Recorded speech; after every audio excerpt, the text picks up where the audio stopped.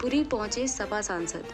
डिम्पल यादव अपने संसदीय क्षेत्र में कारगिल शहीद ओमपाल सिंह के मूर्ति अनावरण व समाजवादी पार्टी के मूल कार्यकर्ता सियाराम सिंह यादव के मूर्ति अनावरण कार्यक्रम में बतौर मुख्य अतिथि की भूमिका में शिरकत करने पहुंची। इस दौरान पत्रकारों से वार्ता करते हुए बोली, हम तो मन से भगवान राम के साथ हैं। सबको भगवान राम के आदर्शों को अपने जीवन में उतारना है और उसी पर चलना है। और जो राम राम कर रहे हैं उन्हें अपने आप से पूछना चाहिए क्या वह राम के आदर्शों कि क्या वह राम के आदर्श संस्कारों को अपने जीवन में उतार पाए हैं या नहीं उतार पाए हैं। डिम्पल यादव अयोध्या जाने के सवाल पर बोली, उत्तर प्रदेश के मुख्यमंत्री जो हैं उन्हें जानना चाहिए कि जब भगवान बुलाते हैं तभी मंदिर में जाया जाता है। हमारे हिंदू धर्म में यही बात कही गई है। कांग्रेस नेता आचार्य प्रमोद कृष्णन के इंडिया गठबंधन पर किए गए सवाल की अगर बसपा गठबंधन में शामिल नहीं होगी तो गठबंधन की परिकल्पना पूर्ण नहीं होगी। इस पर बोली कि मैं समझती हूं कि इंडिया गठबंधन में समाजवादी पार्टी हमेशा से रही है और अब हमें यह देखना है कि भारतीय जनता पार्टी से कौन मजबूती से लड़ सकता है।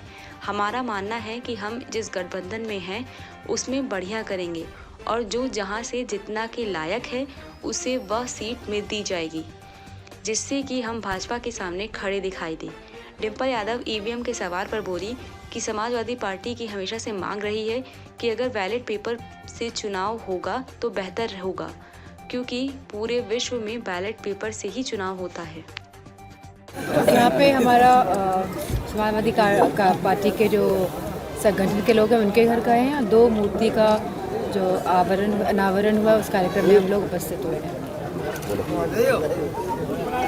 एनसीपी के विधायक ने कहा है कि भगवान राम जो है वो मांसाहारी थे। मैं समझती जो आने वाली जो लड़ाई है वो संविधान को बचाने की लड़ाई है।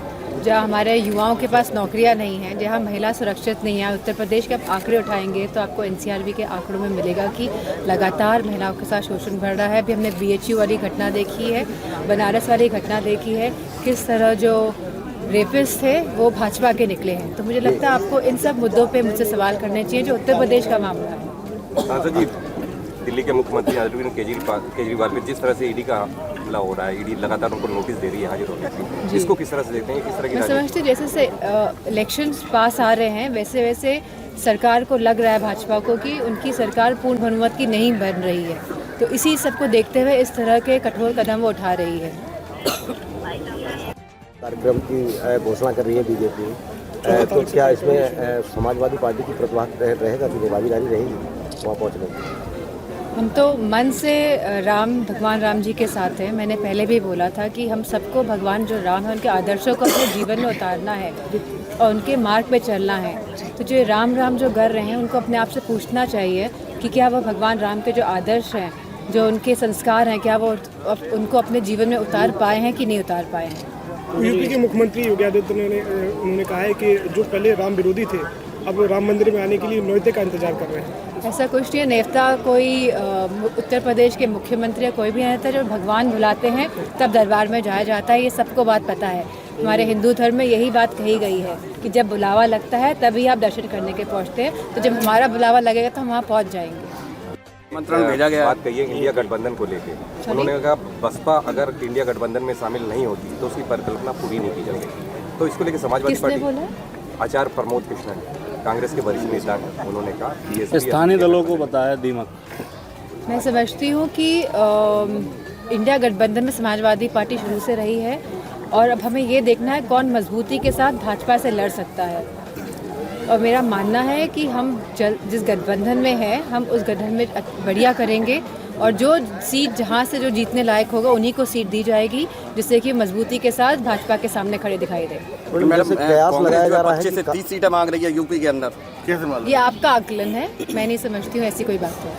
जैसे कयास लगाया जा रहा है कि कांग्रेस को हटाने की काम कर रही है सपा या हमारे सामने हमारा जो पार्टी है जिसके साथ हमें लड़ना है वो भाजपा है और बहुत मजबूती के साथ लड़ना है। और मैं समझती हूँ इंडिया ब्लॉक भी ये बात समझती है कि भाजपा को जो हराएगा कैंडिडेट उसी का साथ दिया जाएगा, उसी का समर्थन किया जाएगा। जिस तरह से अभी राजस्थान में जो चुनाव हुए थे प्रदेशों में भाजपा काबिज रही है, तो क्या लगता है इसमें क्या ईवीएम की कमी है या ये ऐसे का भी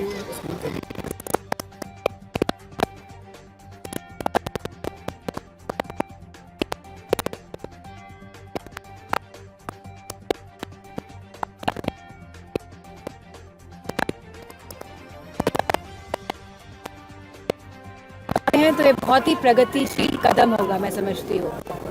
तो इसके मतलब जो है ईवीएम से चुनाव नहीं किया जाए तो जनता जो है बाकी में जिसको चुनाव करेगी यानी जिसका चुनाव करेगी समाजवादी पार्टी की लगातार मांग रही है कि अगर बैलेट पेपर से चुनाव होगा तो वो बेहतर होगा, क्योंकि सब पूरे विश्व में आज बैलेट पेपर से ही चुनाव होते हैं।